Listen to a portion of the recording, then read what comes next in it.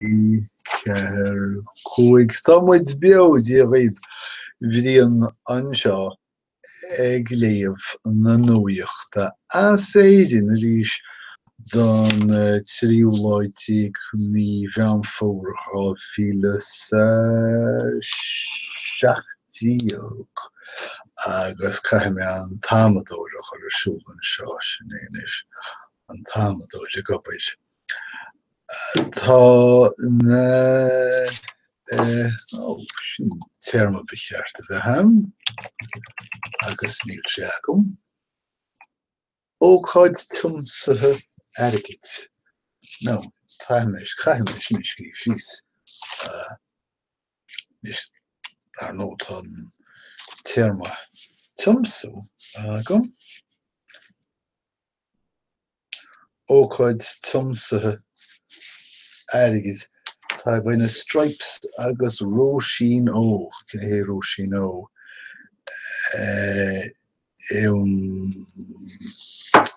Le feiceáil ag ócáid tumsathe airgid. Baineann sé le delicate issue, sílim. Agus tá sé arsúlan áit dar baineann NoLita. Níl túidim ar bheith agam cad leis a bhainneann sé.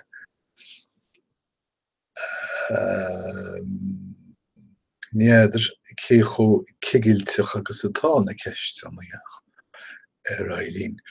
Well, fágú fearr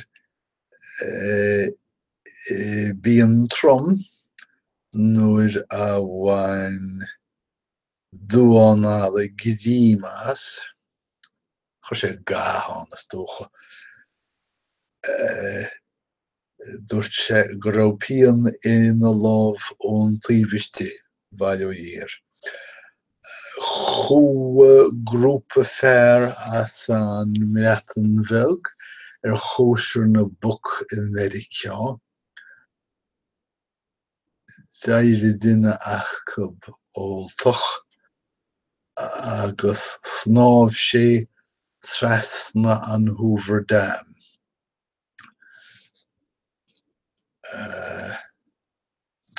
Warsha rud a chuir an iontas ar dhaoine sé an chéad duine a riamh lehéadí chéanna agus teacht tríd go bheo agus chosúil nach rá an damba ar lán oscailt. Tá gearáin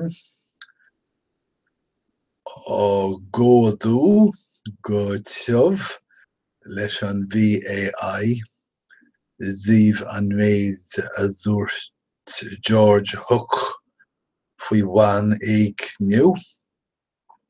Tá 8 gearán taifeadtaí acu faoi seo.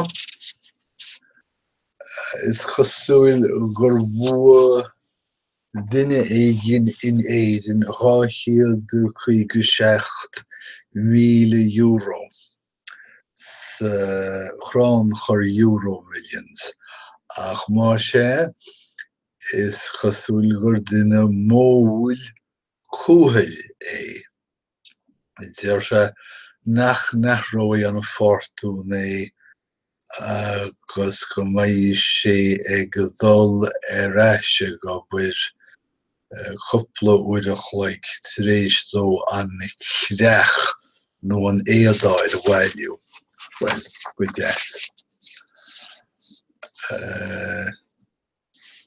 Tá chuir síos ar bhirt chailín óga a chuine an tubaiste mhaith buchail agus a thábháil é.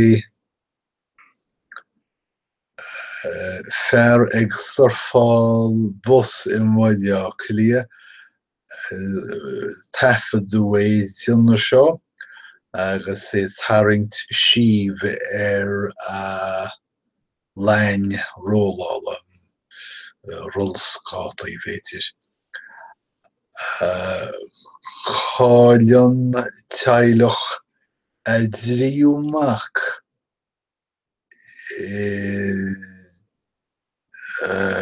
in achtre Féinmharú tríhiste de 7 bliain. Chuirtear síos hisismóirí chríomhristin seo a fágút sí chéile. Tá an dobrón ortha allmhór agus mílteannach caithe go bhfuil. Tá mit Éirinn suirt foláidimh aimsire don ní chundé agus ag rá gur cheart an tír teannú agus daingnú in aine gaoithe.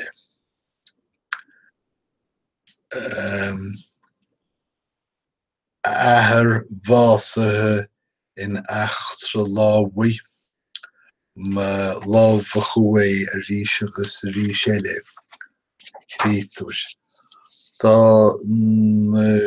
Tá ceard chuman éigin is dócha ceard chuman na náltarí éigeandála ag cáinniú iompar aonrianta, iompar buí tar éis gur brisú fuinneogaíonn áthair suíomháid ospidéal.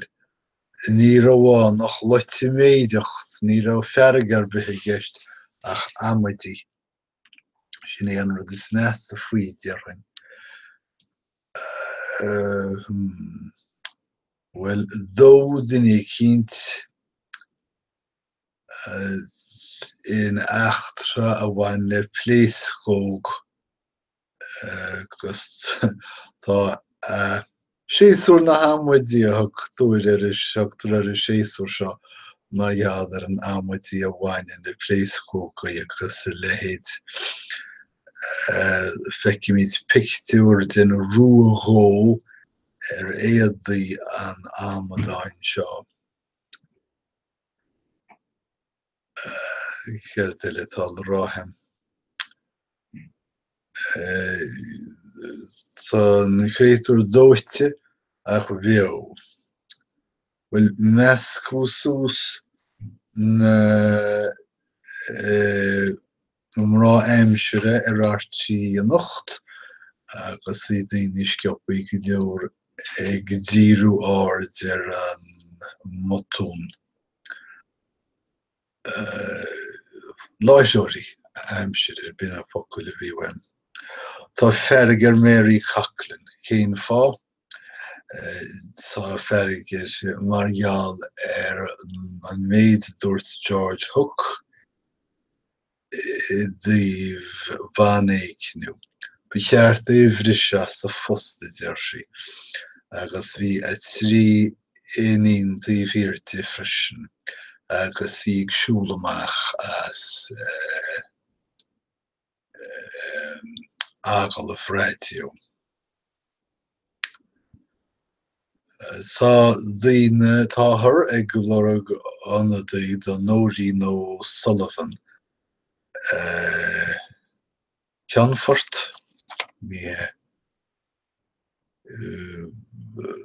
pólíneachta na Éirinn. Munar ceannfortaí cad é agus agam. Táthar tríis túr ísportach animnú tríis sléocht ar na bóiste inéid in riamh a riamh ní hiigim géim fágur úsáid mé an focail sin.